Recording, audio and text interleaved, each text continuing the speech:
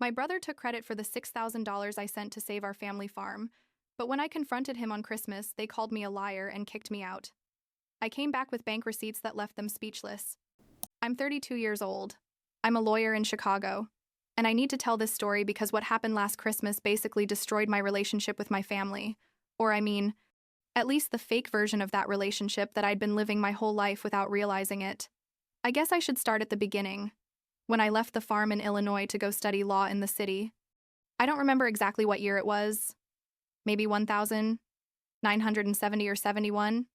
But what I do remember perfectly is the look of disappointment on my father's face when I told him I wasn't going to stay to help with the farm. My brother Kevin, who's 3 years older than me, stayed. And from that moment, it became clear who the favorite child was in that family. The thing is, Kevin was always the golden child, the firstborn, the male, the one who was going to inherit the farm someday and carry on the family legacy. I was just Stephanie, the youngest daughter who got it in her head to go to college and become a lawyer, as if that was something bad. My mother, Sandra, never said it directly, but I always felt like she thought I was abandoning the family, that I was being selfish for wanting something different for my life. My father, Harold, was a bit better about it, or at least didn't say it out loud, but I still saw in his eyes that look of, I don't know, disappointment? Resignation? Like he'd lost something important when I got on that bus to Chicago. The first few years in the city were tough, honestly. I worked part-time while studying, lived in a tiny apartment that I shared with 2 roommates, and basically survived on ramen and coffee. But I graduated, got a job at a decent firm, and little by little I started making a living.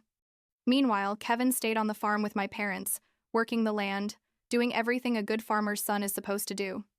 And every time I went to visit them, which wasn't very often because work kept me busy, my parents wouldn't stop talking about how wonderful Kevin was, how hard he worked, how proud they were of him. Fast forward to 1978, about a year and a half ago, I got a call from my mother telling me the farm was going through hard times. The harvests hadn't been good, corn prices had fallen, and basically they needed money to keep the place afloat. She didn't ask for help directly, but the message was clear. I was earning well at that point. I'd just been promoted to senior associate. So I thought, well, it's my family. It's the farm where I grew up. Obviously, I'm going to help. I asked her how much they needed, and I almost fell out of my chair when she told me the amount. But I still said yes. I gave her my account number so they could receive direct transfers, and I started sending them money every month. At first, I was sending like $200 a month, which was quite a bit considering my rent in Chicago was $350. Then I started sending more when things got really bad for them, like $300, sometimes $400 a month, for almost a year and a half I was doing this, sacrificing going out with friends, vacations, basically living much more austerely than I could have lived, all to help keep the farm running. And every time I talked to my parents on the phone, they'd thank me briefly and then move on to tell me about how incredible Kevin was, about how he was saving the farm with his hard work and dedication. Looking back, I should have seen it coming. I started noticing weird things, like my parents would mention investments Kevin was making in the farm, new equipment they'd bought thanks to Kevin, repairs on the barn that Kevin had financed. And I'd think, wait, how is Kevin getting all this money if the farm is barely surviving? But I didn't want to be that person who questions everything. And besides, I was working like 70 hours a week at the firm, so I just didn't think much about it. I assumed Kevin was working extra or had gotten some loan or something. Christmas last year, 1979, I decided to go to the farm to spend the holidays with my family. I hadn't been in like 6 months because I'd been super busy with a big case at work, and I thought it would be nice to reconnect with everyone.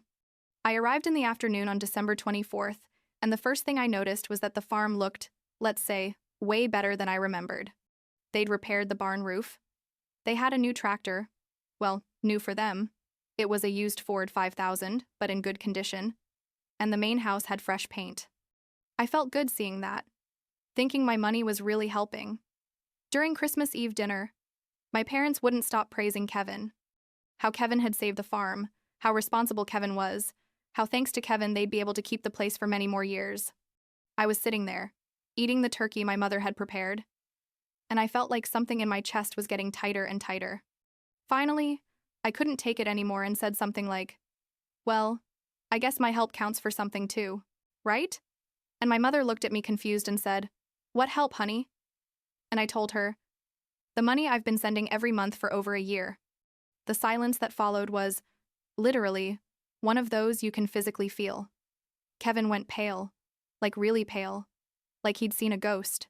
My parents looked at each other, and then my father said, "Stephanie, what are you talking about?" And I explained, "I've been sending money to the farm account every month for a year and a half, sometimes $300 or $400 a month." Kevin let out a nervous laugh and said something like, "Steph must be confused or making a joke," and my parents immediately aligned with him. My mother said, "Honey, we haven't received any money from you. All the help has come from Kevin.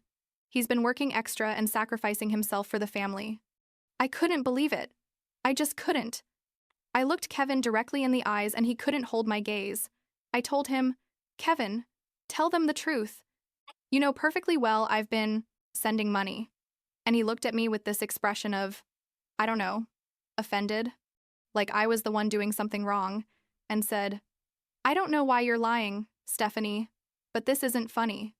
My father got angry then, pointed his finger at me and said, "I'm not going to allow you to accuse your brother of being a liar in my house, especially on Christmas Eve. After everything he's done for this family while you were busy in the city living your life." My hands were shaking. I felt like my head was going to explode. I tried to explain to them that I had proof, that I could show them the bank receipts, the transfers, everything. But my mother shook her head and said I was being dramatic, that I'd always been jealous of Kevin, that I couldn't accept that he was the family hero. And that broke me. You know? Because it wasn't about being the hero or not, it was about the truth. It was about the fact that I'd literally been sacrificing myself financially to help them, and my own. The brother was taking credit for it. Kevin got up from the table then and said he wasn't going to sit there listening to my lies. He went to the porch and my parents followed him to console him, leaving me alone in the dining room with the half-eaten turkey and the Christmas tree lights blinking as if nothing had happened. I sat there, I don't know how long, maybe 10 minutes, maybe half an hour, feeling how everything I thought about my family was crumbling. Eventually, I went up to the room where I used to sleep when I was a teenager and stayed awake all night, listening to my parents and Kevin talking in low voices downstairs. The next morning, December 25th, I came down with my suitcase, already packed. My parents were in the kitchen preparing Christmas breakfast and looked at me surprised. I told them I was going back to Chicago and that I was going to bring proof of everything I'd been saying. My mother tried to stop me, saying not to be ridiculous, that it was Christmas, but I'd already made the decision. I got in my Honda Civic A78 model I'd just bought and drove the 3 hours back to Chicago with the radio off, just thinking about how stupid I'd been. I got to my apartment around noon, changed clothes, and went straight to the bank. It was a holiday, so it was closed, obviously, but I knew I could go the next day. I spent the rest of Christmas alone in my apartment, eating leftover Chinese food I had in the fridge and mentally reviewing all the deposits I'd made. On the 26th in the morning, as soon as the bank opened, I was there waiting at the door. I talked to my account officer, explained the situation, and he gave me certified copies of all the transfers I'd made to the farm account. It was all there, every deposit with my name, the date, the exact amount, everything. That same afternoon, I drove back to the farm.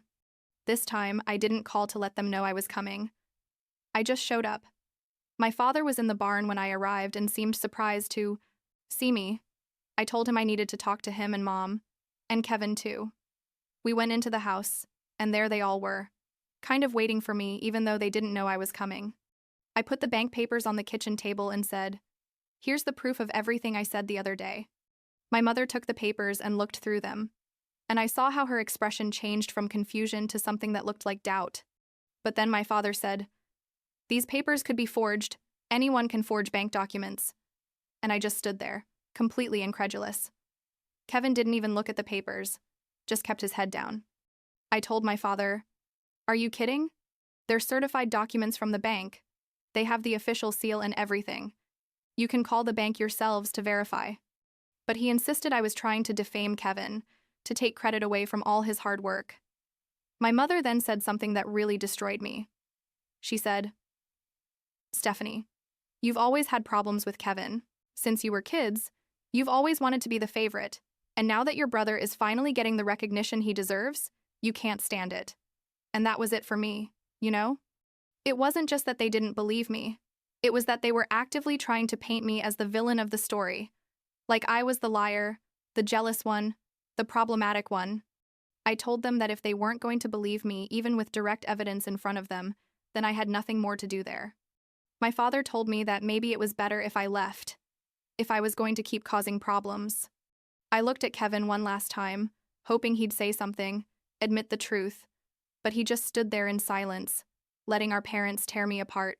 I took my bank papers, put them in my purse, and left that house thinking I probably would never come back. When I got to my car, my mother came running after me. I thought she was finally going to say something reasonable, that she'd changed her mind, or something. But no, she told me to stop sending money if it made me feel better, that Kevin would take care of everything anyway. It was like a final blow, like, not even after seeing the proof was she willing to question Kevin. I told her, "Don't worry, I'm not going to send a single cent more." And I left. The next 6 months were weird. I continued with my life in Chicago, working at the firm, going out with friends, doing the normal things a 2-year-old person does in the city. But there was this part of me that felt completely empty, like I'd lost something fundamental. I didn't talk to my parents at all during that time. Not a call, not a letter, nothing. And honestly, I didn't miss them as much as I thought I would. I guess you realize how much real value a relationship has when you remove it from your life and your day-to-day doesn't change that much. One Saturday in June, around 9 in the morning, someone knocked on my door. I opened it, and there were my parents, standing in the hallway of my building in Chicago, looking completely out of place in their farmer clothes. My first thought was that something terrible had happened, like someone had died or the farm had burned down or something. I asked them what they were doing there, and my mother immediately started crying. My father looked embarrassed, couldn't even look me in the eyes. I let them in, and we sat in my small living room. My father finally spoke and said they'd come to apologize. He explained that the farm had started going bad again in recent months, that Kevin hadn't been able to keep things running like before. And when they asked him where he'd gotten the money for all those improvements from the previous year, Kevin finally confessed that it had been me, that he'd just taken credit because, according to him, he felt like our parents never valued him enough and he needed that validation. My mother took my hands and asked me for forgiveness for not believing me, for doubting me, for treating me so badly. She said she'd been wrong, that she should have realized Kevin was lying. I sat there, listening to her, and I felt nothing. Like, I should have felt relief or satisfaction or something, but I just felt numb. I asked them why Kevin hadn't come with them to apologize, and my father said he was too embarrassed, that he didn't dare face me yet. And that's when I really got angry. I told them it was typical that they were still protecting Kevin even now, that they'd come to apologize while he stayed comfortably on the farm, avoiding the consequences of his actions. My mother tried to say that Kevin really felt terrible, that he was going through a very difficult time. And I told them we were all going through a difficult time, that I'd spent a year and a half sending them money I could barely afford while Kevin took all the credit and they treated me like I was invisible. I asked them if they really expected me to just say everything was fine, to forgive them, and we'd go back to being a happy family like nothing had happened. My father said he hoped that with time we could rebuild our relationship, that he understood if I was angry, but that family was important. I told him that family should have been important at Christmas when they called me a liar, that it should have been important when they kicked me out of the house for telling the truth. They stayed in Chicago that night, stayed at a cheap motel near my apartment. To the next day, before they left, my mother asked me if I'd consider helping with the farm again. She didn't say it directly that way, but the message was clear. I told her no, that those days were over, that Kevin would have to figure out how to save the farm himself since he liked taking credit so much. My father accepted that with a kind of sad resignation, but understood. A week later, Kevin showed up at my apartment. It was like 7 at night on a Thursday. I'd just gotten home from work and was changing when he knocked on the T-knit door. When I opened it and saw him standing there, my first reaction was to close the door in his face, but something stopped me. He looked terrible. Honestly, like he hadn't slept in days. I asked him what he wanted and he said he just needed to talk to me. Please give him 5 minutes. I let him in, but didn't offer him a seat or anything. He stood in the middle of my living room and started apologizing. He said what he'd done was unforgivable, that he'd been a coward, that he'd let his need for our parents' approval destroy our relationship. And then he started crying, like really crying. Not just a few tears, but full-on sobs. He said he'd always been jealous of me, that I'd had the courage to leave and do something different with my life while he'd stayed trapped on the farm because it was what was expected of him. Part of me wanted to comfort him, because after all, he was my brother and I'd known him my whole life. But another part of me was furious, thinking about all those months I'd spent sacrificing while he took credit and made me look like a liar. I told him I appreciated the apology, but I wasn't ready to forgive him, that I needed time to process everything. He nodded, said he understood completely, that he'd take all the time I needed. Before leaving, he asked me if there was any way we could start over. Not necessarily now, but someday. I told him honestly I didn't know, that he'd have to prove it to me with actions, not just words.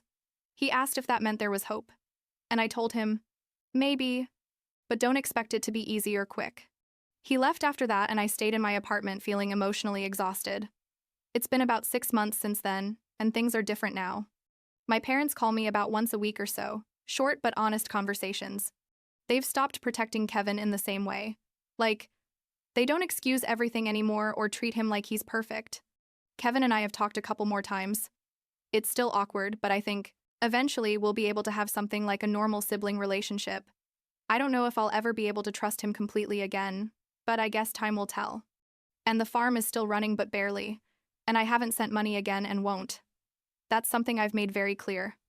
If they're going to save it, they'll have to do it on their own or look for help elsewhere. Part of me feels guilty about that, but most of me knows that setting that boundary is the healthiest thing I can do for myself. I can't keep sacrificing for people who didn't value me until they needed me. You know what I mean? Last week, my mother sent me a handwritten letter, something she'd never done before. It was long, like 3 pages, talking about all the mistakes she'd made as a mother, about how she'd failed to treat Kevin and me fairly, about how she was trying to be better. At the end, she asked me if I'd consider visiting them for Thanksgiving this year. I haven't responded yet because I'm sure what I want to do. Part of me wants to take that step, try to rebuild something with them.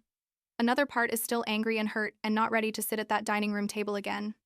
I guess what I've learned from all this is that family isn't just blood or tradition or shared history. It's also respect and trust, and being willing to believe someone even when it's uncomfortable or challenges your assumptions. My parents didn't do that for me when I needed it most, and Kevin betrayed me in the worst way possible. But they're trying to make things right now, and that has to count for something, right? I don't know if we'll ever be like we were before, and honestly, I'm not sure I want that. What we had before was built on a false foundation where my value was constantly minimized. What I do know is that I'm not going to let them treat me like that again. I've worked too hard and achieved too much to let anyone, not even my family, make me feel less than what I am.